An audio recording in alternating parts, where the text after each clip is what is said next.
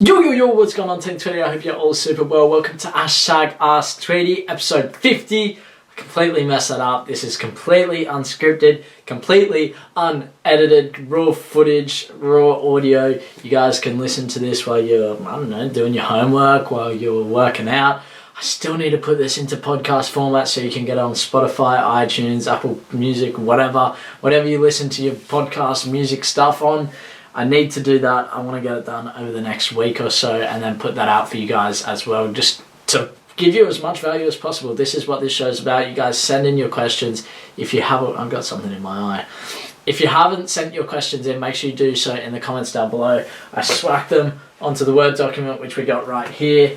And yeah, we go through 3 questions every single episode. And yeah, that's about it. I just try and give my information, my knowledge to you guys and try to help you, because if I can help one of you, that's a win for me. So the first question, do you think ankle weights are effective? That comes in from Socrates.col9.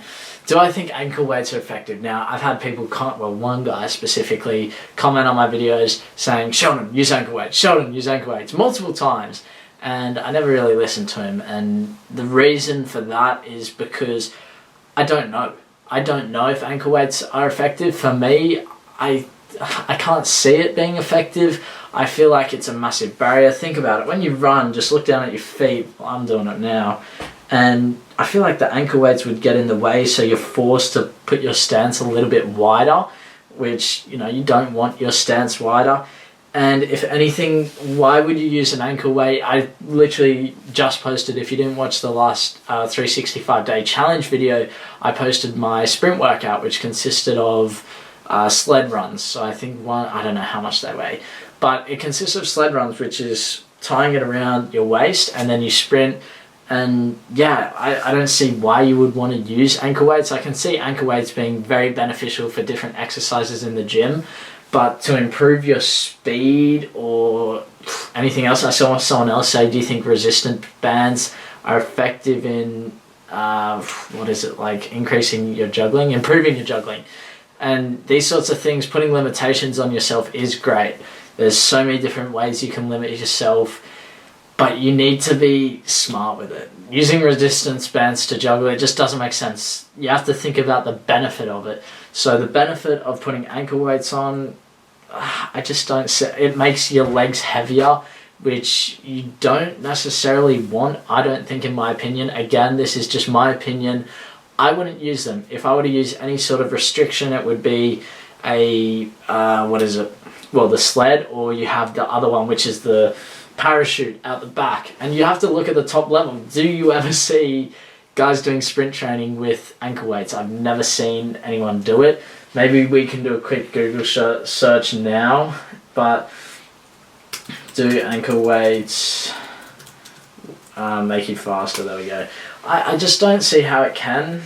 They're just saying it's not the only way to increase your goal, accomplish your goal.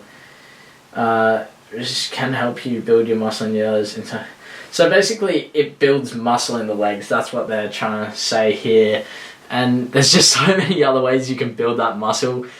Deadlifts, calf raises, whatever else you do at the gym, Romanian deadlifts. There's just so many different exercises. It's not practical to use the ankle weights. You need to think about practicality.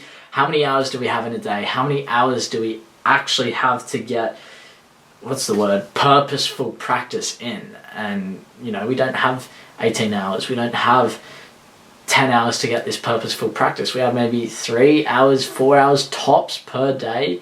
And you need to be using that wisely. So, look, I'm not going to sit here and say don't use them. I just think there's better ways you can go about doing it. Second question. What country is the easiest and hardest to go pro in? That comes in from Leo.gun10. The easiest and hardest country to go pro in. Now, I'm going to say, if we're going off visa situations and we're going that route, how easy it is to actually get signed, we're not going off standard or anything, your home country is 100% the easiest to get signed in. And that's simply because there's no limitations on how long you can stay there. They're not going to kick you out. They're not going to try to sign you and they go, oh, you don't have a residency or anything like that. The hardest for that is, I don't know, anywhere else. Maybe Australia could be extremely difficult. I don't know. The hardest one is difficult.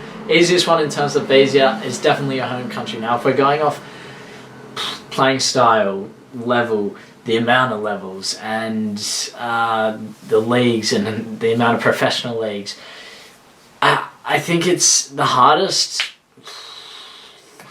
I think up there, if we're talking about what's this, to go pro, I think up there would be, from what I know, this is from what I know, I think Australia is definitely up there. We have one professional league, and in that professional league there are 10 teams who all get entered in, well, they don't all, but they're all looking to get entered into the Asian Champions League. Now, you need to be in the system with the youth league in order to get into an A-League team.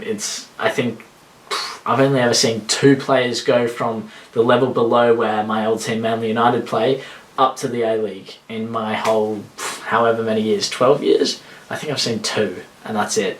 So if we're going off that, I think Australia is extremely difficult. I'm sure there's many other countries which I have no clue about. The hardest to go, so that's what I think is the hardest. The easiest, a lot of people talk about Iceland being quite good. These smaller European countries seem to be where a lot of the talk is, such as Netherlands, Iceland, Norway. I think England is a little bit overcrowded, in my opinion, but there is still opportunity there. I would love to go pro in Thailand. I think, well, maybe not Thailand, but Asia. I think Asia is a market that no one really explores too much, and the reason for that could be visas. I don't know. We all want to go to Europe because it's the home of football, but at the end of the day, if you can make enough money living on a professional contract in Malaysia or Thailand or Singapore, which are great places, then that's fine. And, I think we all get so set on one country and think we have to go pro in England. I have to be playing EPL. We need to broaden our horizon and look at the bigger picture. So that's what I think. Honestly, let me know what your thoughts are. I think everyone has insight that we can all learn from in this little community of #AskTweedie. I get a lot less views on this one compared to my 365-day challenge, and it's a nice little community that we have here. I enjoy it. It's something a little bit different, so we all look to help each other out. If you have any idea of your country, I have a lot of knowledge about Australia that someone in, I don't know, England or Russia might not know anything about Australia, so I've just helped you. Leave your comments below. Do you know something about the Indian Premier League? Is it extremely difficult to get signed there? Is there little way to get into this league? Leave your comments below. I'm sure we'd all love to kind of learn from each other and, just share your knowledge. If every single person leaves a little comment about their own hometown, then we can all, we can just improve together. And someone might leave something about China, for example, and we all look at that and go, oh, that's really interesting about China. Someone else leaves something about, I don't know, Latvia. Is that even a country? I don't know. Sorry if you're Latvian. Latvian? Oh no, this is going worse and worse. But you get the idea. Leave your comments down below. Let's help each other out. Last and final question. What do you do to get better game IQ? Better game IQ 100% comes down to the biggest thing being game analysis. Record your games. I've said this so many times. Record your games, look back on your games, and analyze the things that you've done well, analyze the things that you haven't done so well, and learn from that. There's so many times I've been in a game and I make a mistake and I go, I can't wait to see that on film because I want to know what else I could have done. And if I didn't have the film of the match, then I'm sat there going, what could I have done in that situation? And you just never really know because you're trying to replay it, but then you lost the ball because maybe there was a guy there was space behind you, but how are you supposed to know that when you're facing this way?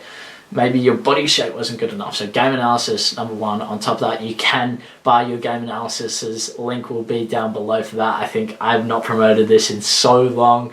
We have a winger analysis and attacking midfield analysis. Neymar and Kevin De Bruyne. Yeah, Kevin De Bruyne. They're both on SheldonTweedie.com. Go by them. They give you an idea of how to analyze your games. I think a lot of people kind of do it and skim through it and go, yep, work on this, work on that, and done. Whereas I go in depth, show you how to analyze it, and yeah, that's enough of the plug. But yeah, SheldonTweedie.com is where you'll find those. And the second best thing to do is, Matt said this in a video not so long ago, when you make a mistake, think about what you did wrong. And this is more so for a pass. I guess it's not really game IQ. It can be to an extent. If you make a pass and it doesn't get to the guy, for example, and just stand there for half a second. This is more so in a training session. You don't want to do it in a game. Stand there for half a second and have a look around and go, oh, okay, next time I just saw that the left wing was free because the right fullback was tucked in, but I also tunnel visioned on switching the ball over to the right winger. So stand there for half a second and think about your mistake, rather than what I see a lot of players do is kick the ground and go, oh, swear, kick the ball, get angry, and then blame it on something else. So take the second to think, okay, that wasn't the right decision. How do I work on it? And this works really well for free kicks, where you hit the free kick and instead of going, oh, what the hell, like that was poor, hit the free kick. If you miss by 50 meters, go, okay, that wasn't so good. I did a shooting session this morning, did my free kicks, and they kept going in the air. I'm like, okay, maybe I need to stop my follow through. And I hit it and stopped my follow through quite quickly, and the next three were like, yeah, you just gotta wait to see. They were banging.